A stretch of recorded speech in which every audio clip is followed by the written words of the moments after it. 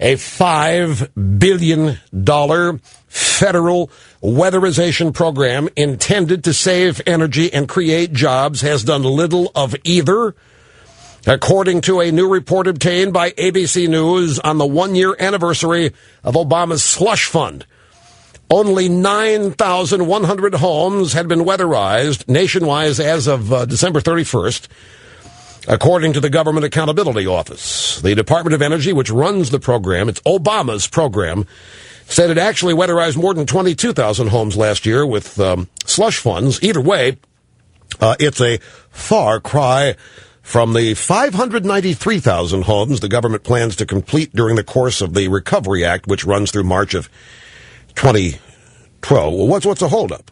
Oh, the problem is red tape.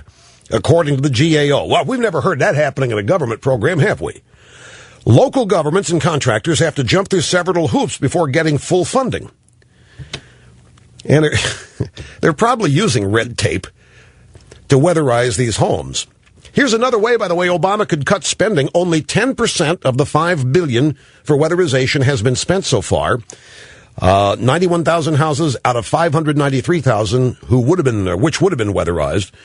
If you divide the number of houses that have been weatherized, and we really have to suspect that they haven't been weatherized properly, they've got a bunch of caulking on them, cash for caulkers, it comes out to $57,000 per house.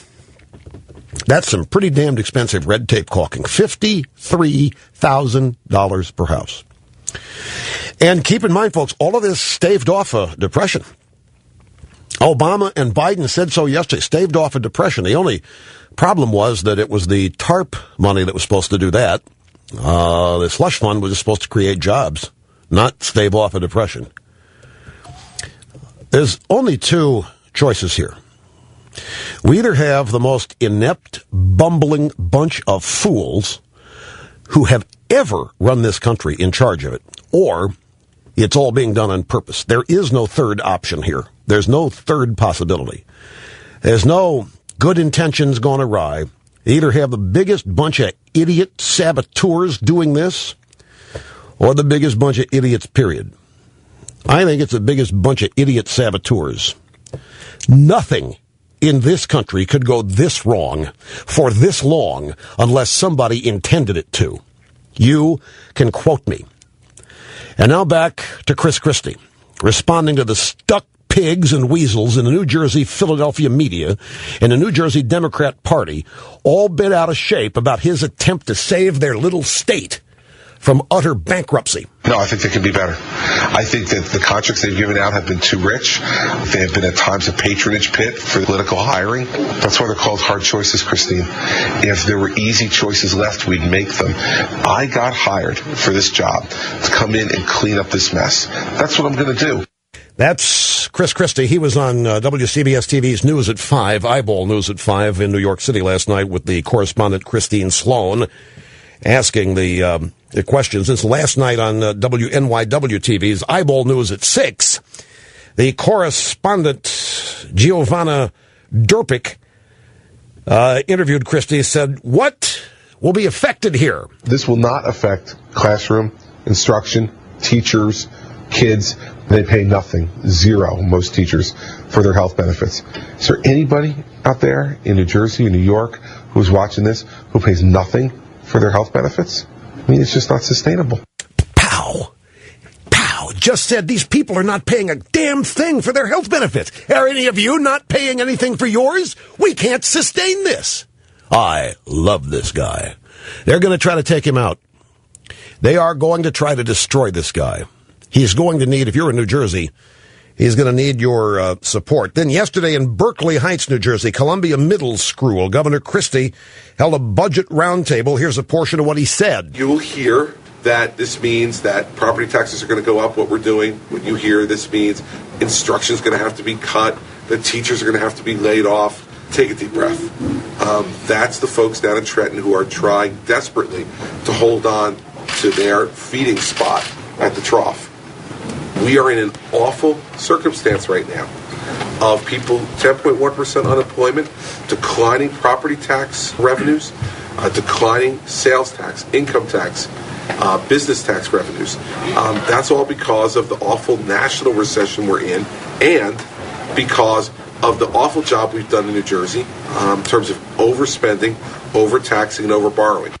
Every word is the truth. And these stuck pigs in the New Jersey Democrat Party, the stuck pigs in the Philadelphia and New York media, cannot stand hearing the truth because it's an indictment of everything they believe. And it properly focuses the blame for this destruction on them, their beliefs, their policies, and their mandates.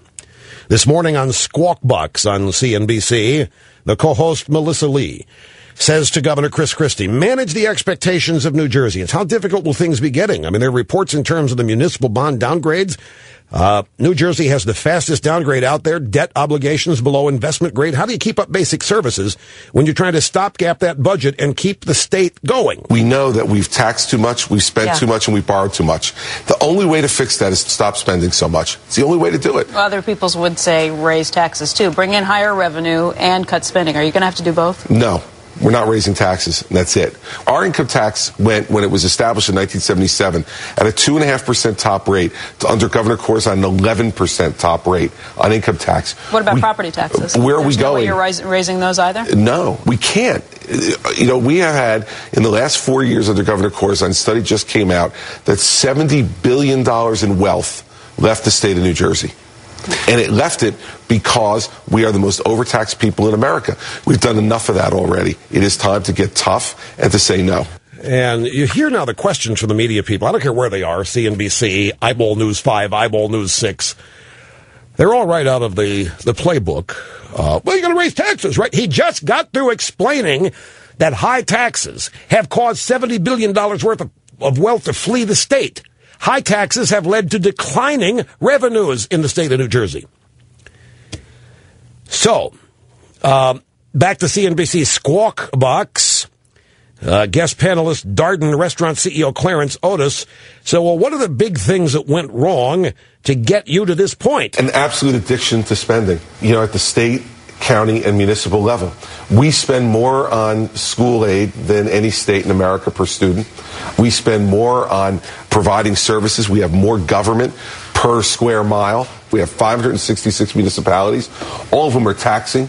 You just have had an abundance of taxation, and everybody always having that same attitude. Well, just raise taxes this time. Well, people are now fed up, and what's happening is you're seeing an enormous flight from our state. So even if you raise tax rates, revenue continues to go down.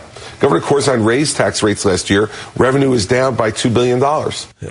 Microcosm of what's happening in the United States. Microcosm of what's happened in California. Well, not a microcosm, exact thing. So, Otis, the Clarence Otis, the CEO of Darden Restaurants, says, well, are people ready to see shared services? The worst thing that we have that we really need to tackle is pension and benefit reform. I gave an example in my speech last week, which you all understand. 49-year-old man who retires, a state worker, $124,000 he contributed to his pension and his health benefits over the course of his career.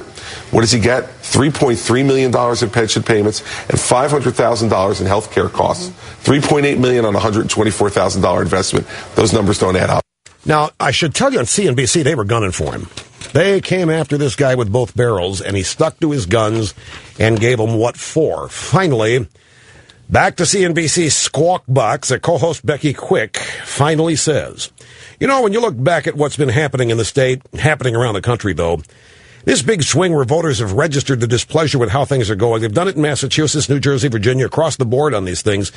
Do you think that continues into the 2010 national elections for Congress? Do you think this is something that swings one direction and comes back towards another? I mean, politics tends to bounce back and forth. This is a philosophical swing and not a partisan swing.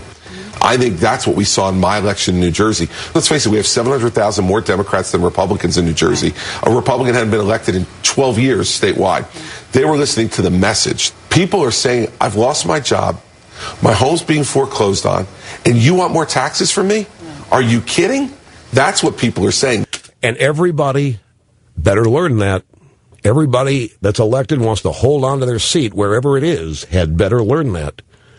There is a genuine contempt for these politicians out there. These people love their country.